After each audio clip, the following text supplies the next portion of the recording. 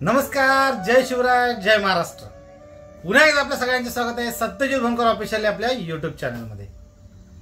मित्रांनो, आपण पुन्हा एकदा तोच जुना विषय घेऊन आलो आहोत। त्याची आता गरज आहे। आपण ओळखला असेल की जो सध्या आपल्याला दिसतोय शिक्षित लोकांसाठी खास करून मित्रांनो, तोच विषय आहे पदवीधर मतदारसंघ, कोकण विभाग पदवीधर मतदारसंघ। या मतदारसंघातील नाव नोंदणीचा आपण एक व्हिडिओ बनवला होता। फॉर्म कसा भरायचा, मतदाराने सेव्ह कसा करायचा, सबमिट कसा करायचा, ऑफलाईन कसा भरायचा, ऑनलाईन कसा भरायचा, त्याची इत्थंभूत माहिती आपण आपल्या एका मागील व्हिडिओमध्ये दिलेली आहे। आणि त्याची लास्ट डेट होती 6 नोव्हेंबर 2023। या डेटच्या अभावी बरेचशा पदवीधरांना फॉर्म भरता आले नव्हते।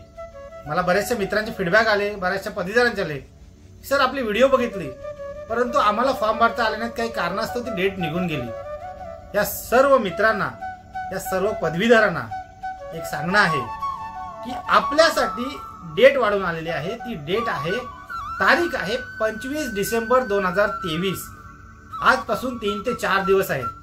फॉर्म भरायला 15 ते 20 मिनिटं इनफ होतात। ऑनलाईन ऑफलाईन फॉर्म आपल्याला सांगितलेलं आहे।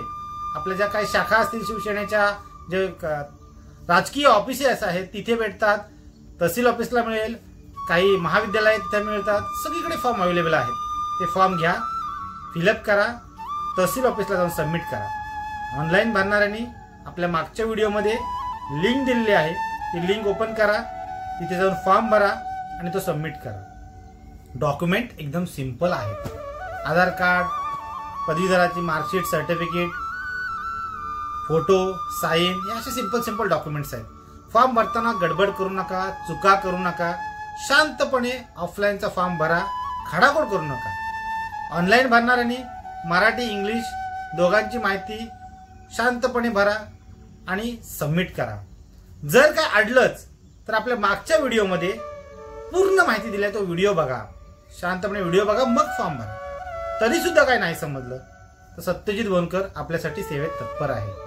मला कॉल करा, मी माहिती प्रोव्हाइड करेन। आणि हा फॉर्म आवर्जून 25 डिसेंबर 2023च्या आतमध्ये सर्व पदवीधरांनी भरा। त्याचं महत्व आपण व्यवस्थित एकदम नेटकेपणाने सविस्तर माहिती आपण मागच्या व्हिडिओत दिली आहे। तरी सुद्धा आपण पदवीधर आहात, आपण शिक्षित आहात, आपण ज्ञानी आहात, आपल्याला आपले हक्क माहिती आहेत, कसे मागायचे, कुठे मागायचे ते।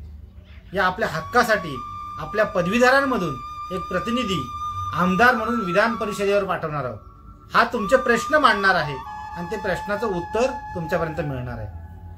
हा हक्काचा माणूस निवडून देण्यासाठी तो हुशार असावा, त्याला बोलता आलं पाहिजे, त्याला प्रश्न मांडता आले पाहिजेत, त्याला पदवीधरांची कामं करून घेता आली पाहिजेत। त्यासाठी आपण जागृत असलं पाहिजे, आपण फॉर्म भरला पाहिजे, आपण त्याला मतदान केलं पाहिजे, तरच ती व्यक्ती निवडून येईल।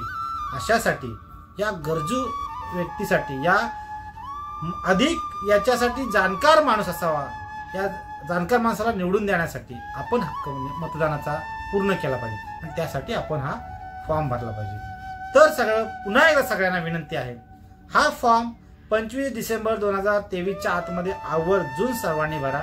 माहिती आपल्या डिस्क्रिप्शन मध्ये लिंक दिलेली आहे, तिथे आहेत। नाही समजलं तर मी आहेच, आवर्जून फॉर्म भरा। धन्यवाद।